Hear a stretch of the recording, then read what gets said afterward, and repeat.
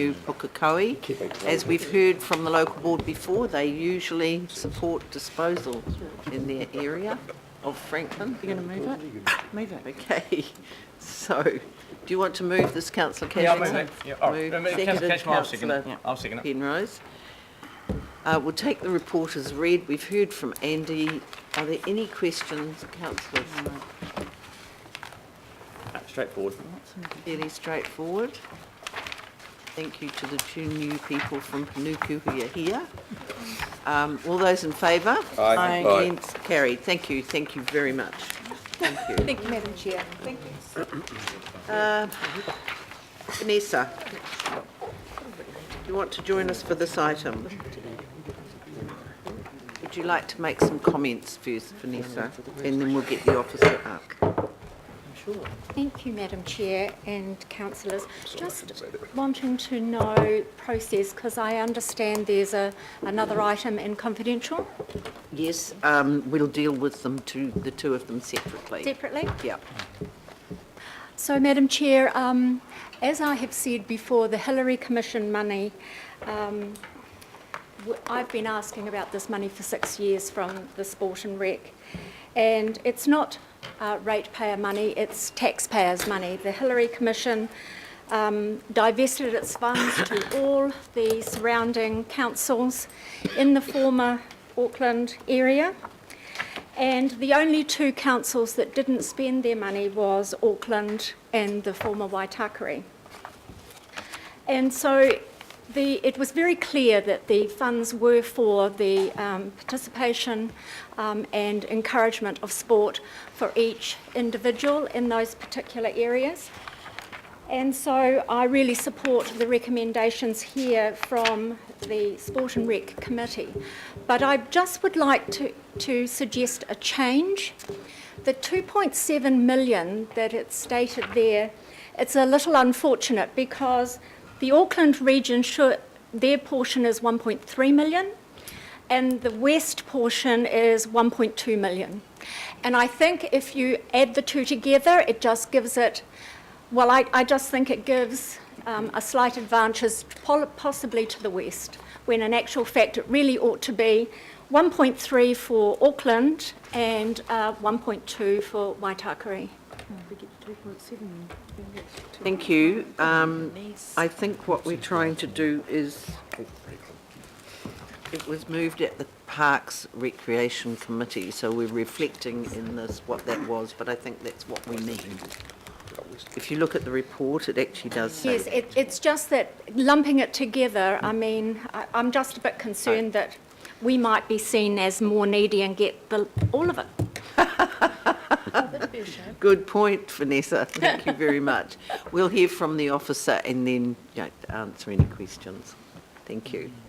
Welcome. Thank you.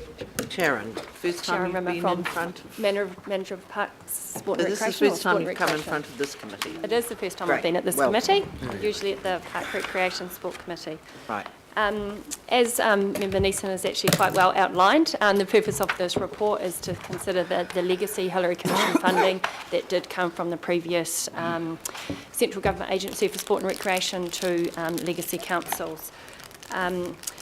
And as also has been mentioned, this has been considered in terms of the allocation of or use of this funding by the Parks, Recreation Sport Committee, and it was resolved that the funding will be used towards the implementation of the Sport and Recreation Community Access Scheme and with an identified need within the legacy Waitakere and Auckland City Council areas.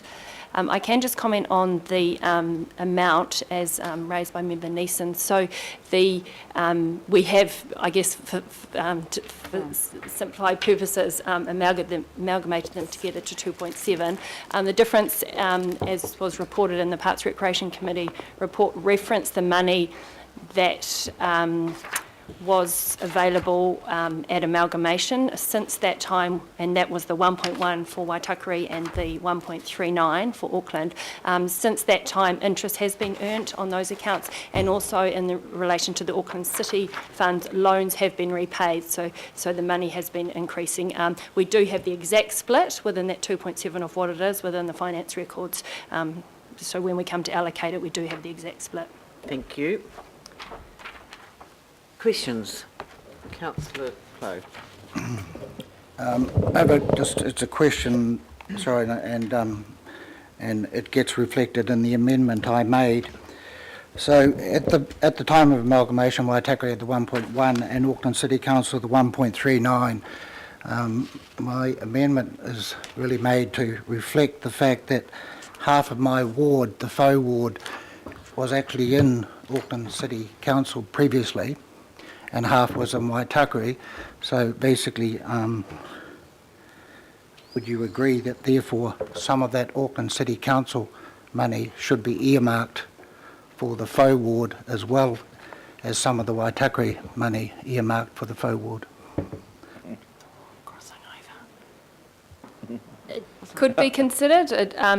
We do have the other issue within the Auckland City Council boundaries with the southern shift as well, so we would have to consider that if we were being consistent with that approach. I think that should be considered because, as you know, the western wards now are considered to be Waitakere Rangers and the Faux ward, so in reality only half of mine. So I'm just signalling what my amendment is.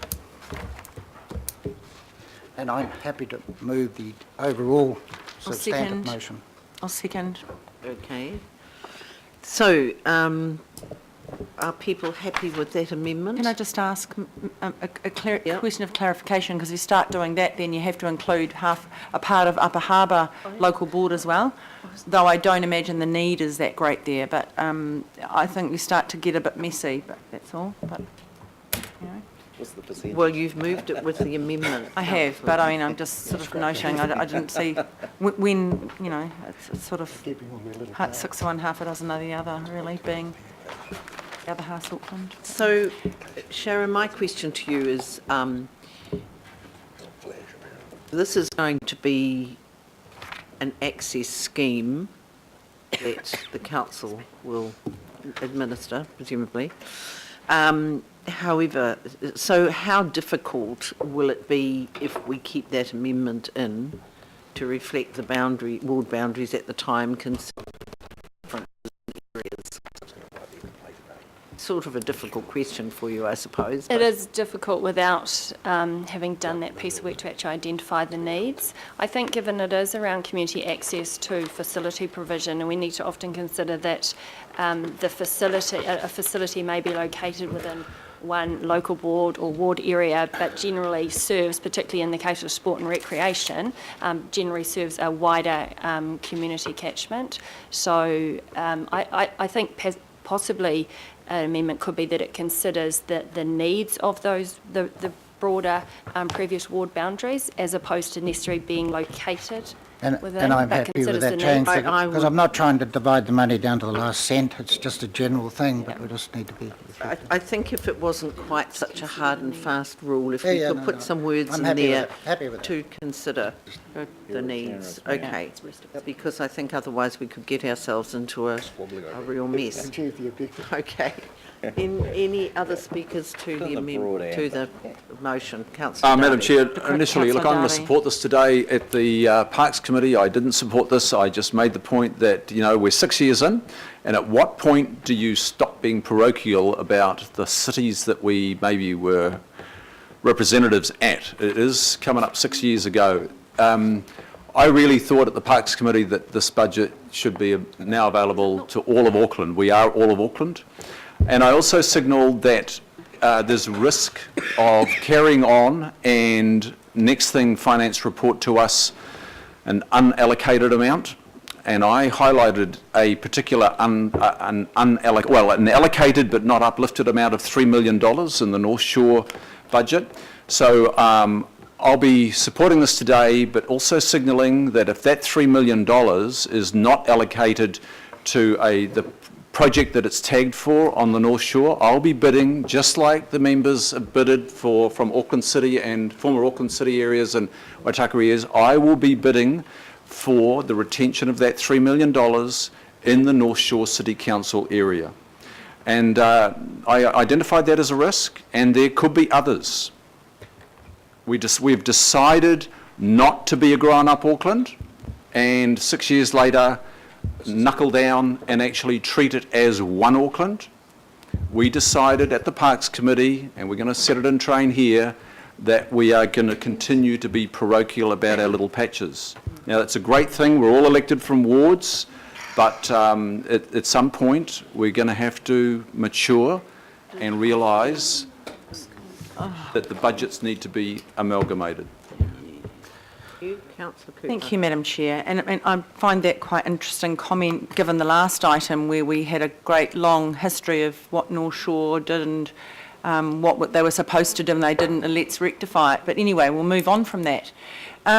So for me, this isn't just a sudden thing, and I think that I really want to support the local board because they have been working on this for 6 years, and since I got in the last 3 years, we've been talking about it. So for me, it's just tying up a loose end. That's the end of it once it's done. And when you look at some of the parts of Auckland City and Old Waitakere, there's some very high areas of need. And what I'm very pleased about, that this will be targeted to the areas of need. We've got some very deprived areas in both of those areas. We have them all over the place, but in particular, we get a lot of money going south for needy areas, a lot. And so this, for me, redresses the balance somewhat to the really deprived areas of Old Auckland City and Old Waitakere. So I'm very happy to support it. Thank you. Okay, well, I'll put the recommendation. All those in favour? Aye. Against? Carried. Thank you very much. And thank you, Sharon. Moving right